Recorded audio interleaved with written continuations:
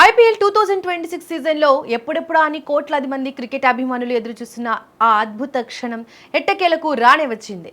Mister master mind Chennai super Kings ను 5 సార్లు ఛాంపియన్గా నిలిపిన తలా ఎంఎస్ ధోని ఎట్టకేలకు చపాక్ గ్రౌండ్లో అడుగుపెట్టాడు. ఈ మ్యాచ్లో ప్లేయింగ్ 11లో లేనప్పటికీ పసుపు జెర్సీ ధరించి ధోని అకస్మాత్తుగా మైదానంలోకి రావడంతో చపాక్ స్టేడియం మొత్తం ఒక్కసారిగా హోరెత్తిపోయింది. సన్ రైజర్స్ హైదరాబాద్తో జరుగుతున్న అత్యంత కీలకమైన మ్యాచ్లో ఇన్నింగ్స్ బ్రేక్ సమయంలో ధోని గ్రౌండ్లోకి రావడంతో అభిమానుల ఆనందానికి అవధులు లేకుండా పోయాయి. స్టేడియం మొత్తం కేకలు మరియు విజిల్స్ సౌండ్స్తో రీసౌండ్ వచ్చేలా మారిపోయింది. ఈ హై వోల్టేజ్ మ్యాచ్లో టాస్ గెలిచి మొదట బ్యాటింగ్ చేసిన చెన్నై సూపర్ కింగ్స్ టీం నిర్ణీత 20 ఓవర్లలో 7 వికెట్ల నష్టానికి 180 పరుగులు చేసింది. సన్ రైజర్స్ హైదరాబాద్ ముందు ఒక పటిష్టమైన టార్గెట్ ను ఉంచింది. అయితే సెకండ్ ఇన్నింగ్స్ మరికొద్ది క్షణాల్లో ప్రారంభం అవుతుందనగా మైదానంలో ఒక అద్భుత దృశ్యం ఆవిష్కృతమైంది. ఎవరు ఊహించని విధంగా ఎంఎస్ ధోని గ్రౌండ్లోకి నడుచుకుంటూ వచ్చాడు. ధోని అలా అడుగు పెట్టగానే స్టేడియంలోని ఫ్లడ్ లైట్స్ అన్ని ఒక్కసారిగా ఆగిపోయాయి. ఆ చీకట్లోనే ధోనిని చూసిన ఫ్యాన్స్ పెద్ద ఎత్తున గోల చేస్తూ తమ అభిమానాన్ని చాటుకున్నారు. ఫ్లడ్ లైట్స్ మళ్లీ ఆన్ చేసే సమయానికి ఎంఎస్ ధోనితో పాటు చెన్నై సూపర్ కింగ్స్ ప్లేయర్లందరూ గ్రౌండ్లో ఒక చోట చేరారు.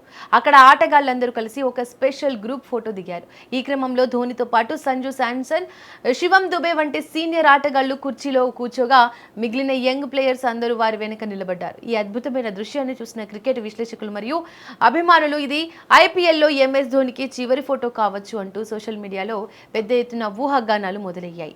ఈ ఫోటో సెషన్ పూర్తి కాగానే ధోని ఎవరితోనో మాట్లాడకుండా నేరుగా డ్రెస్సింగ్ రూమ్లోకి వెళ్ళిపోయాడు. ఈ హోమ్ మ్యాచ్లో ధోని ఖచ్చితంగా బ్యాట్ పడతాడని, ప్లేయింగ్ 11లోకి వస్తాడని లక్షలాది మంది ఫ్యాన్స్ ఆశగా ఎదురుచూశారు. కానీ టీం కాంబినేషన్ మరియు జట్టు ప్రాధాన్యతల కారణంగా ధోని తుది జట్టులో చోటు దక్కించుకోలేదు. ప్లే ఆఫ్స్కు ముందు సన్ రైజర్స్ హైదరాబాద్తో జరుగుతున్న ఈ మ్యాచ్ చెన్నైకి చాలా కీలకం. అందుకే జట్టు ప్రయోజనాల కోసం ధోని తమకు తానుగా ఈ మ్యాచ్కు దూరంగా ఉండాలని నిర్ణయించుకున్నట్లు సమాచారం అందుతోంది. ఈ సీజన్ ప్రారంభంలోనే తీవ్రమైన తొడగాయం కారణంగా ధోని జట్టుకు దూరమయ్యాడు. అప్పటి నుంచి ఇప్పటి వరకు అతడు మళ్లీ మైదానంలోకి ప్లేయర్గా ఎంట్రీ ఇవ్వలేదు. ప్రారంభంలో 2 వారాల పాటు రెస్ట్ అవసరమని మేనేజ్మెంట్ ప్రకటించినప్పటికీ ఆ తర్వాత అంతా ధోని వ్యక్తిగత నిర్ణయానికి వదిలేశారు. ప్రస్తుతం ధోని పూర్తి స్థాయి ఫిట్నెస్ సాధించినట్లు తెలుస్తోంది. కానీ జట్టు ప్లే ఆఫ్స్ రేస్లో ఉన్న సమయంలో ఎలాంటి అనవసరమైన ప్రయోగాలు చేయకూడదనే ఉద్దేశంతోనే ధోని మ్యాచ్ ఆడలేదని టాక్ నడుస్తోంది. మరి ఈ సీజన్లో ఒక్క మ్యాచ్ కూడా ఆడని ఎంఎస్ ధోని ఐపీఎల్ కెరీర్కు శాశ్వతంగా గుడ్ బై చెప్తాడా లేదా అనేది త్వరలోనే అధికారికంగా తేలనుంది.